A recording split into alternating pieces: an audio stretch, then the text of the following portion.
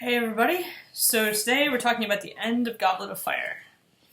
And I don't know about you, but those last 7 chapters were a lot. Even though I've read them before, I felt like I was holding my breath for pages at a time. And this is really such a shift, these last 7 chapters. Kind of different from the first part of the book and more like the last 3 books.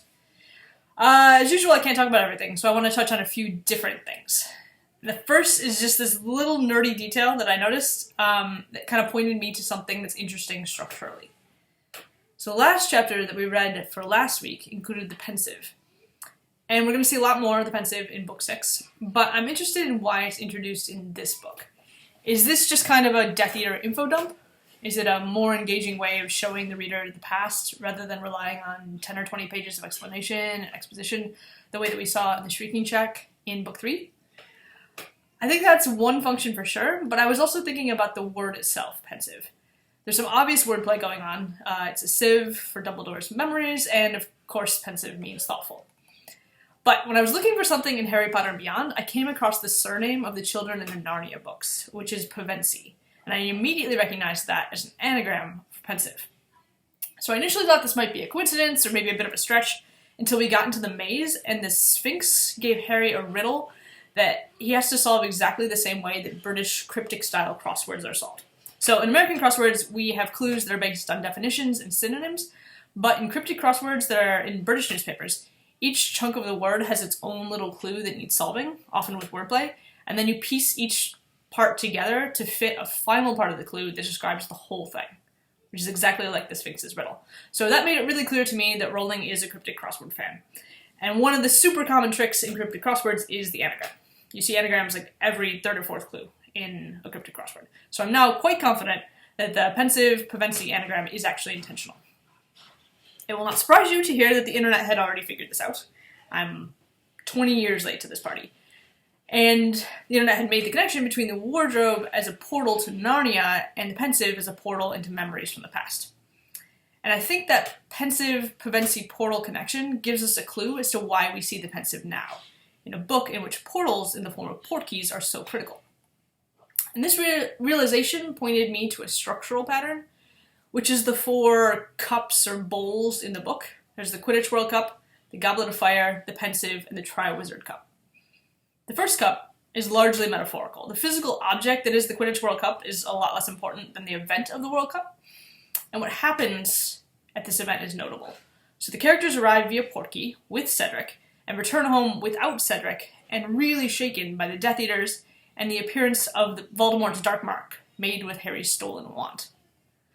The Goblet of Fire and the pensive don't physically transport anyone anywhere, but are more about representations. The characters put into the Goblet of Fire representations of themselves in the form of their names, and with the pensive, the characters enter into representations of the past. And then finally, the Triwizard Cup is another portkey that leads to an experience that has parallels to the World Cup. So it transports Harry and Cedric to a place where they again encounter Death Eaters. Voldemort rises with Harry's stolen blood, and then Harry returns home extremely shaken with only Cedric's body. So we can see that doubling within this book. The ending of Goblet of Fire is also similar to the ending of Prisoner of Azkaban in terms of structure. Even Fudge comments on this. It's the end of the year again, so Harry's in the hospital wing telling him some crazy, unbelievable story. Like Prisoner of Azkaban, Goblet of Fire has kind of a false ending. The first 2 books in the series have very clear climaxes. Harry faces off against Voldemort, he wins, and then there's some fairly quick wrap-up. But Prisoner of Azkaban and Goblet of Fire have their, oh god, Harry's about to die moments, 80 or 100 pages before the end of the book. And then something else pretty major happens after that. In Prisoner of Azkaban, Fudge doesn't believe them about Wormtail, and Harry and Hermione have to go back and do the whole evening over again to rescue Buckbeak and Sirius. In the Goblet of Fire, there are multiple major plot points after Harry's big fight with Voldemort. First, surprise, Moody is actually Barty Crouch Jr., and we need him to explain the book to us. And then Fudge doesn't believe them, again, this time setting up a conflict between Dumbledore and Fudge that's going to be a huge driver of the next book. So which of these events is the actual climax of this book? I think you can make an argument for any of these, and maybe there's more than one, and that's what makes the last 7 chapters such an intense read. But each of these climaxes has its own villain. Voldemort's obviously our big, overarching villain, but the sub-villain of this novel, at first glance, seems to be Barty Crouch Jr., who gets neutralized by Dumbledore. But maybe it's Fudge, who's opposed by Dumbledore. Or maybe it's Rita, who's neutralized by Hermione. Rita, with her tabloid reporting and her outright lies, is the reason why Fudge thinks that Harry is unreliable.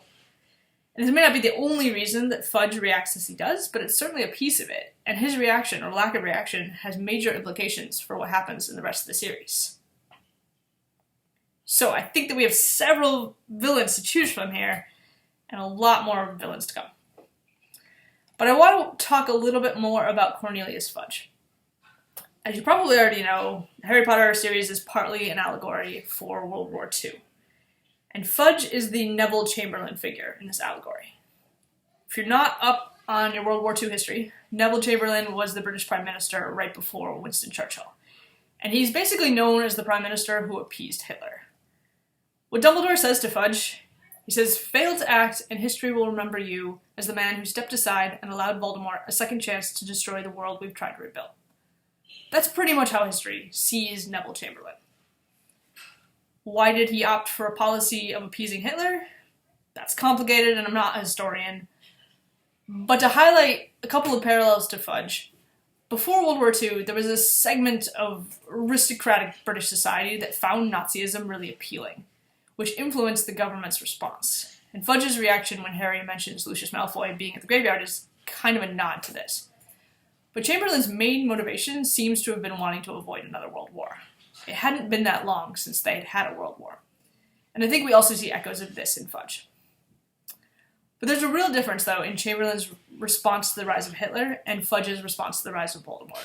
Whereas Chamberlain actively appeased Hitler, Fudge is more about ignoring and kind of downplaying the risk of Voldemort returning to power and discrediting the people who warn that it's already happening. And the first time that I read these books, I didn't really understand Fudge's response or his strategy. I understand Chamberlain's appeasement policy, even though it's bad, but Fudge's response didn't seem to make very much sense to me. We know that Fudge is not a great guy. He's clearly prejudiced. He sent Hagrid to Azkaban without trial. He instantly suspects Madame Maxine of hurting Mr. Crouch. Molly Weasley says we've always known what he is, and implies that Fudge isn't very keen on muggles. And Dumbledore says that Fudge places too much emphasis on blood purity. Also, under Fudge, the Ministry of Magic is incompetent, perpetuates inequality and racial hierarchy, and has a really messed up justice system. And most of all, Fudge just cares about appearances and staying in power. But, with all that said, he's not a Death Eater. Fudge isn't on Voldemort's side, and he really doesn't welcome this news. Basically, his position seems to be that it would be very bad for him, for his career, for everyone, if this news were true, so therefore it must not be true. It's just too terrible for him to be able to accept and believe. And from there, if Fudge doesn't believe it, then he's got to figure out a reason why Dumbledore would advance this story. And since his biggest worry is about retaining power, his go-to conclusion is that this must be Dumbledore's attempt to seize power. So as I said, when I first read this series, I didn't think this was a realistic way to respond. Why would these people be lying? Why would you waste all of your time burying your head in the sand? Why would you spend so much energy going after the messengers and ignoring the real danger? But now when I read this, I can't help but think about things like climate change and COVID.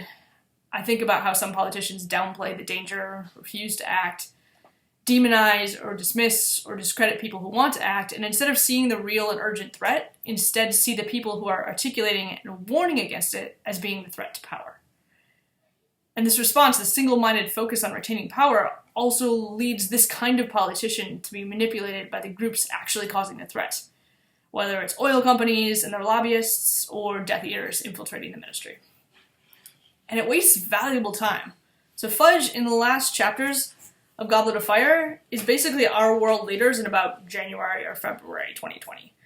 Dumbledore tells him, Voldemort has returned. If you accept that fact straight away and take the necessary measures, we might still be able to save the situation. So now I feel like I understand better what's happening here. So what is Dumbledore's alternative? It's a multicultural, multinational coalition. he suggests to Fudge 2 urgent tasks. One of these is to send envoys to the Giants and reach out in friendship before Voldemort does. Fudge says no, but Hagrid tells the trio that Dumbledore has a job for him and Madame Maxime this summer, so it seems like Dumbledore may be pursuing that anyway. Dumbledore also gives a speech at the end-of-year feast in which he urges everyone from all the schools to stand together, united against Voldemort. He says, "Differences of habit and language are nothing at all if our aims are identical and our hearts are open." And his speech is moving, especially about Cedric, but it does prompt the question, is Hogwarts itself a model of this coalition that Dumbledore is advocating? Is it multicultural? And in real-world terms, no, not really. I'd give it like a D-. There's very little racial, ethnic, or religious diversity. White Britishness sets all the cultural norms. And even when they have visiting students from other countries, there's not a ton of mingling. In magical terms, Hogwarts does a little bit better, maybe like a C-. It does enroll Muggle-born students, which seems to be the reason that Voldemort and his Death Eaters are always calling Dumbledore a Muggle lover. But the expectation is that Muggle-born students will assimilate in the dominant magical culture of school. Hagrid, the half-giant, and Lupin the werewolf were also able to attend Hogwarts and later teach there. But as far as we know, there have so far been no fully non-human students or teachers. Like, there's a ghost human teacher teaching about goblin rebellions, but no goblin teachers, for example, or house elf students. There are also no squib students. It's true that squibs can't do magic, but they could certainly do a lot of the classes, like potions, care of magical creatures, herbology.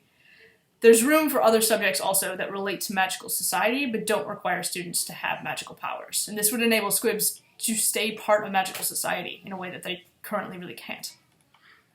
There are also a lot of other intelligent magical creatures in and around Hogwarts, like house elves, mermaids, centaurs, but they all remain very segregated from the day-to-day student experience, so it's hard to see them as being part of a multicultural institution. It's possible that Dumbledore would like things to be different at Hogwarts, but maybe he's constrained by the Board of Governors. Or maybe his idea of a multicultural coalition is really just for a wartime. Because there's certainly a lot that Dumbledore and his witch and wizard allies could have done during this 13-year break from Voldemort's reign of terror to build those bonds and break down the hierarchies and systems of oppression so that Voldemort would return to a very different world. But it doesn't really seem like they've been working on that, or if they haven't really made a lot of progress. The last thing I want to point out about Dumbledore's response to Voldemort's return is what he says about the Dementors. So we already know that he doesn't like them. In Prisoner of Azkaban, he absolutely didn't want them at Hogwarts. But we learn in this book that he's never liked or trusted Dementors. And right on cue, Dumbledore's instinct seems to be justified when Fudge's Dementor bodyguard gives the kiss to Barty Crouch Jr. so that now he can't give testimony. But Dumbledore's number one thing that he wants Fudge to do is remove the Dementors as the Azkaban guards. And to me, this suggests that Dumbledore's multiculturalism has limits. Even though he thinks that there's a risk of both the Giants and the Dementors going over to Voldemort's side, Dumbledore doesn't believe the Giants are inherently evil. He thinks that they can be offered a hand of friendship. But he doesn't say this about the Dementors. Dumbledore is all about second chances and bringing people in, but he draws the line at Dementors. They are too naturally aligned with the dark arts to be part of Dumbledore's coalition. So that's interesting. And probably there are some memories of Dumbledore's that we'd really like to see in the pensive to explain that stance. But that's all from me for now. I cannot wait to hear your thoughts on these chapters.